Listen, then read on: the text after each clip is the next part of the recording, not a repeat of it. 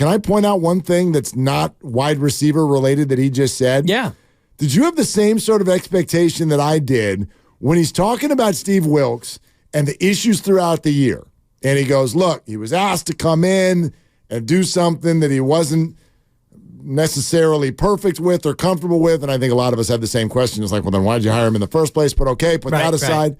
And he goes, and then, there was some stuff throughout the year between him and there was a little pause. Didn't you think he was going to say Kyle Shanahan? Of course. And he didn't. Do y'all remember what he said? He goes, there's some stuff between him and the players. Yes.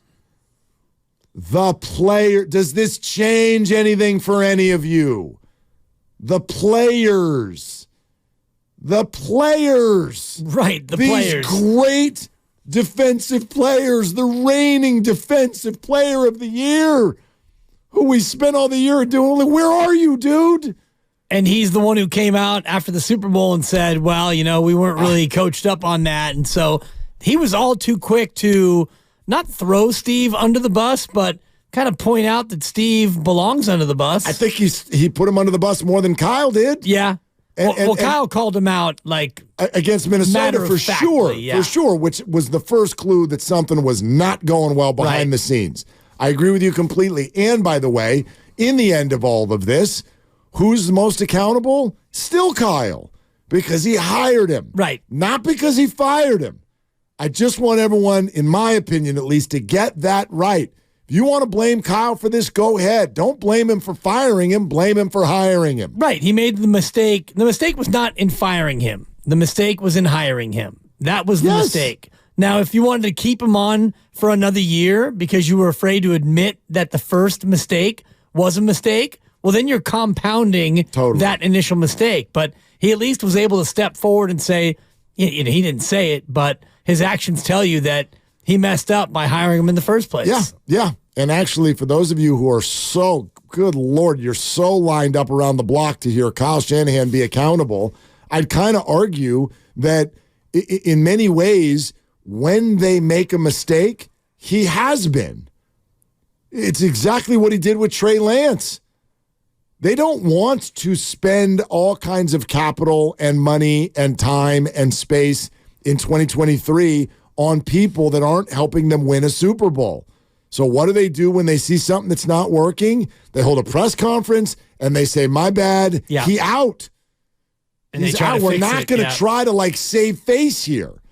We're moving on. And it's that was urgent. On Wednesday, right? After a Sunday Super Bowl loss. So it took a grand total of about 72 hours, if that. Because the decision had been made in December. Or even earlier, October when they played Minnesota. Yes. And you even saw it in the Super Bowl when Kyle used a timeout to fix a defensive call that he didn't like. Yeah. And Tony Romo, even on the broadcast, was like, oh, that one comes from Kyle because he didn't like the look of that. And, Tony was right. And we find out a couple of days after that he's gone. You could see the look on Kyle's face in that moment. To be honest with you, and I know it's the Super Bowl, so we're all watching different things, and we're freaking out, and it's the overtime of the Super Bowl, and our attention is everywhere. But when that timeout got called, the camera cut to Kyle's face, and I was like, oh, dear. It was like a WTF face. It was not like, hey, not loving that, let's change it. It was like, we're not doing that. You again? Like, that's what it looked like to me. Right, yeah. It was like, this freaking guy. We're going out like this? That was the look on his face. And if the press conference... You know I'm built for this. He was coming with the zero blitz again. Apparently not. And Kyle didn't like that. Well, yeah. He was bringing his house. I can honestly say I'm sort of built for this. Well, sort of. Yeah. Sort of not. I mean, that's Mahomes. Zero blitz. Zero chance. Right. He's pretty good against pass rush. Listen, again, I'm not putting it on Steve. I'm not putting it on Steve, and please don't tweet at me, the Niners were the third ranked. Look, you saw the games. You saw that it wasn't at its highest level. You saw that individuals across the board were not having the years that they've had before.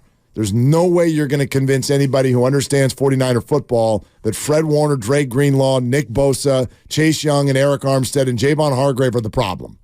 You're not going to do that. Right. That's not what it is. It's not Steve's fault. It was a bad fit. And the way it was handled at the beginning and in the middle and at the end, bumpy. Yeah. Left something to be desired, for sure. And still, you made it to the Super Bowl, and you made it to overtime of the Super Bowl. So if we want to talk about, like, how big of a calamity the Steve Wilks era was, let's all slow down and pump the brakes a little bit, because the defense was still very good, and they still made it into the fifth quarter of the Super Bowl. But that's also what's so maddening. I got to be honest with you. That's what's so frustrating. I get that, but I also look at the way the defense played in the first half. Fair. It's a fair point. The defense was the better unit in the first half. No doubt. No doubt. Again, this is not about that day. It's not about that day. It's about my opinion that team was that much better than everybody else in the NFL when they're healthy. And they didn't end up fully healthy. That's a big piece of it. Yeah. Would Steve Wilks still have the job if Dre Greenlaw didn't get hurt? I don't know. I don't think so. Probably not. And I told you that a couple of weeks before the game. And I agree with you. Yeah. But by the same token, like this is not about that. But that for me doesn't make me feel better. It makes me feel worse. Yeah. Because the fact that you were that close. Well, the Niners got to the fifth quarter of the Super Bowl, and apparently we'll also, in the midst of that, we're looking at each other going, what are you doing? I don't know. What are you doing? Right. And they still made it to the fifth quarter. If they were on the same page, they'd have killed everybody. So I think it's bigger if they were healthy. And that's, Peter made a good point about the overtime deferral, or the overtime non-deferral, rather, taking the ball and wanting that third possession. Your defense was on the field for 35 or so plays in the second half. I get that. Did he say they were tuckered out? Did he say that on the show? I believe tuckered out. That is so adorable. Yeah, they were all tuckered out. Completely. I mean, get him a quesadilla and put him to bed. Seriously. Put on Coco Melon and give him a blankie. Because, I know when my daughter, who's 18 months old, when she gets tuckered out, she wants milky and she wants to lie down. She's just all tired. Yeah. More milk, Mark. Yeah. Still works. It's been a big day. Tuckered out. It's been a big day. It had been. Been a big week. 11 snaps. They just played 11 snaps against Patrick Mahomes. Oh, God. They were tuckered out. And if you don't often read Peter King's column, read it this week. He goes into great detail about the 2017 draft and just exactly how Kansas City landed on Patrick Mahomes. And it was 1 part luck, but it was 3 parts chutzpah or balls for Kansas City to make that move to trade up. It was big ballsy. Well, just when we're thinking about Brandon Ayuk, to make a trade of Brandon Ayuk would be ballsy. Because you're taking a top 7 receiver, top 10, top 5, wherever you want to put him. Bucky Brooks has him at 26. Depending on where you see Brandon Ayuk, if you were to make a trade of your number 1 receiver, it would be a ballsy move. But if you look at what Kansas City did and the return on investment, it's been pretty much worth it. It's been worth it, but that's a very different trade. They got a house. What'd they get, 5 picks? Buffalo? No, Kansas City for Tyreek. Oh, I'm talking about when Kansas City traded up to get Patrick Mahomes. Got it. Yeah, they traded their first, their second, and a future pick to move up to number 10 to get Patrick. Yes. So that, to me, is what this would be. You'd be trading Brandon to move up this year to get a player who can help you. I think I've arrived at my spot. Took me a minute. Yeah? I wanted to hear more. I wanted to read more. I wanted to think more. About should they or shouldn't they? I don't think they're trading Brandon Ayuk. You think they're paying him? Or are you going to go the Bucky Brooks route and say, all right, young man, how about you play 1 more year before we do a solid for you? I think you're going to pay him. Yeah, to me, that's crazy. And it's going to cost you. There's a few reasons. It's going to cost you one of your big boys. Yep. But not who you're thinking, and it doesn't have to cost him to you now. Here, more on this in a second. Javier in Vacaville. Hey, Javier, what are you doing? Just listening in, man. How you guys doing? We're good, Javier. I just want to make sure, like, this notion of and narrative of they can't afford Brandon Ayuk, Dibley, is completely false. They are going to be at $250 million in regards to salary cap next year. The Niners are going to take $38 million and bring that over from 2023 to 2024. The Niners currently, if the cap is that, their number is $288 next year with the money that's going to come over. With the 42 players that are under contract next season, they will have $7 million of 6.6 to be exact in cap space if the cap is at 250. Now, anything in between, they will be, 6.6 and below. My point is that the 11 draft picks that they have will be the difference between the 42 to the 53 totality of their roster. And that's with Brandon Ayuk at the 14.1 fifth-year option. And everyone's saying, we're not going to pay Brandon Ayuk. We can't. What are you, based on what evidence? You're just speaking false rhetoric and completely untrue narrative. The Niners have the 11 players under contract through the draft they're going to have next year.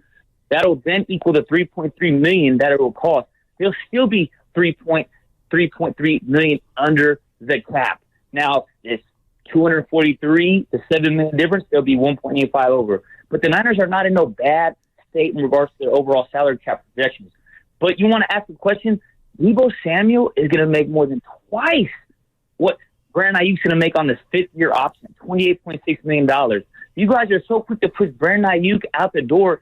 Is Deebo Samuel worth $28.6 million? And FYI to the Bay Area, the last receiver to have two back-to-back 1,000-yard receiving seasons for the 49ers was Terrell Owens. Oh, until Brandon Ayuk got here. The point of the NFL draft is to draft guys, develop them, and pay your guys, and pay them handsomely. To say, well, we don't want to risk. What guys are you talking about? I love Kruger. They don't have to release Kyle Juszczyk or Drake Greenlaw. That's all false.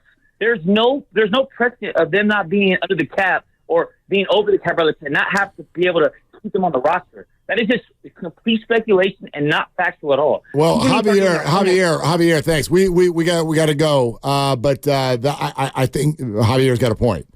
And keep in mind that if you do sign Ayuk to an extension before the year, then his cap hit, his number for the upcoming year before the extension kicks in would actually go down a little bit. So you'd start to save some money there, number one. And number two, then when Ayuk's number kicks in the following year, guess who has an out in his contract?